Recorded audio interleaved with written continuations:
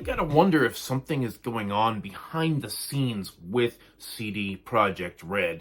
You know, nobody expected Cyberpunk 2077 to be the debacle of the decade, launching as such a broken mess when it did a couple of years ago. People had such high hopes with The Witcher 3 being a fantastic and beloved game, despite being somewhat buggy here and there, as most huge, ambitious games are.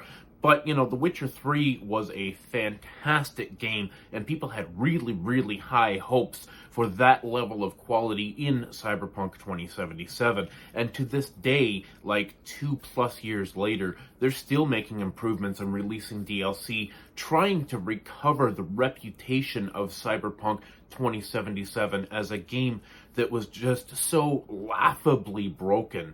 You know, just a major failure for what could have been. And, you know, it's not just the technical issues with Cyberpunk. It's not just the glitches and the frame rates and the, you know, the problems they had running on older tech. Like, it was complete disaster trying to run on something like the original Xbox One.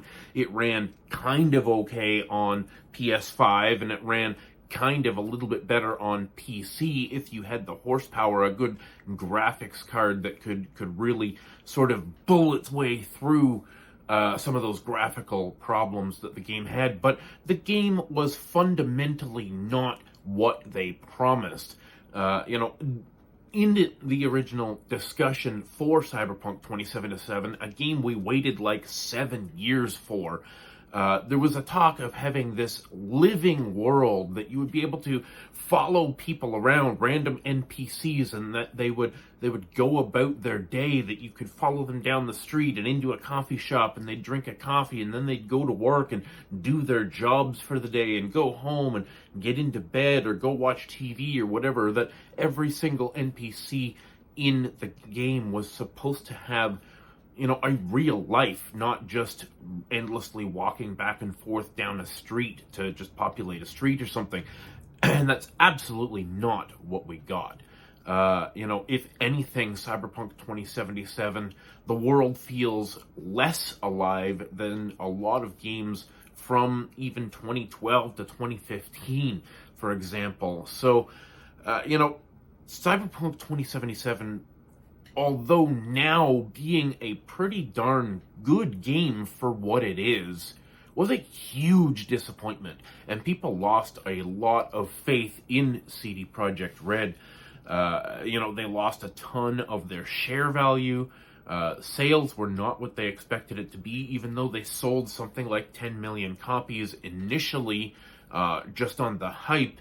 That's a game that, if it were what they promised it to be, could have reached the heights of maybe not a Grand Theft Auto 5, but it's a game that could have easily sold 40 or 50 million copies, maybe achieved the level of a Skyrim or something like that over, you know, the decade following as they release patches and updates and whatever, but it fell flat. After that initial burst of sales, copies of the games were selling for like $10 brand new at Best Buy and GameStop, and they couldn't move the game because everybody knew it was a broken, buggy mess. So fast forward now to the end of 2022, and a couple of months ago they announced a next-gen update for The Witcher 3. The Witcher 3 is a fantastic game that does run pretty well. It was famously ported to the Nintendo Switch, and it even runs really well on the Nintendo Switch for what it is. That was one of what they call an impossible port, a game that just shouldn't be able to run on the Nintendo Switch, but it absolutely does. It runs pretty darn good. We get a pretty solid 30 frames a second. It looks pretty darn nice. They didn't have to make a whole lot of compromises to the graphics to get it to run. It is an impossible port on the Switch.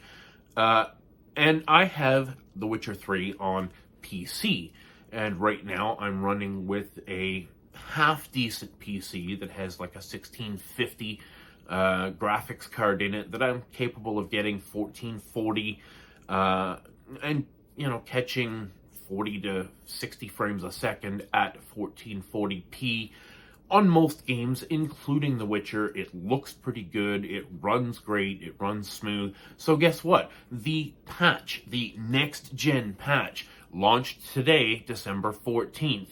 And already, there's articles all over the internet about how this patch has broken the game. Users are complaining now and trying to figure out ways to roll back away from this 4.0 update because the game is now broken. It's a mess. What is going on at CDProjectRed that they do not have their ducks in a row?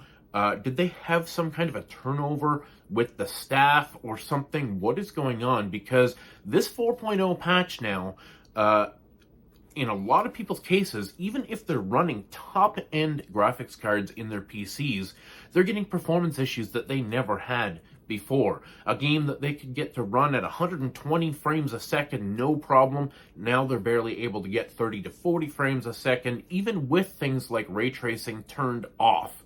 The patch doesn't look that much better, really. I mean, it is supposed to be nicer. I was actually just reading a article from The Verge here from 2 days ago, and they were reviewing the next-gen patch on, I believe, PS5, from what I could understand, and they're saying that it runs pretty darn good on the PS5. They're saying, you know, it's a worthy update, and you know, it's a little buggy here and there, but they weren't really having too much problems as of 2 days ago on, I'm guessing it was the PS5 that they were reviewing, I'm not too sure. But articles have started cropping up this morning all over my feed talking about how on PC, this game is virtually unplayable. Now, I wouldn't consider 30 to 40 frames a second unplayable. However, with my graphics card, I'm afraid to actually install this update because people with 3080s are complaining about performance, and I do not have a 3080. My graphics card is much more modest. It does the job for me, but I don't think I'm going to install this patch for now until they work it out, figure out what is going on, because people are talking about you know, frame rates being all over the place. They're talking about lighting effects, you know, being glitched, ray tracing not working properly. It's an absolute mess from what I understand. I've got the update queued, ready to go here, and I am not going to install it, and I would recommend that if you have a more modest video card or a more modest gaming computer in general, that you do not install this update. Give them a couple of months to figure this out and patch the patch, because it's a mess. It's a mess. Yeah, that's about all I have to say on that, but I really want to know what is going on behind closed doors at CDProjectRed, that everything they touch seems to turn to trash. Recently, over the last couple of years, they can't seem to do anything right, and this is just more bad press, bad PR.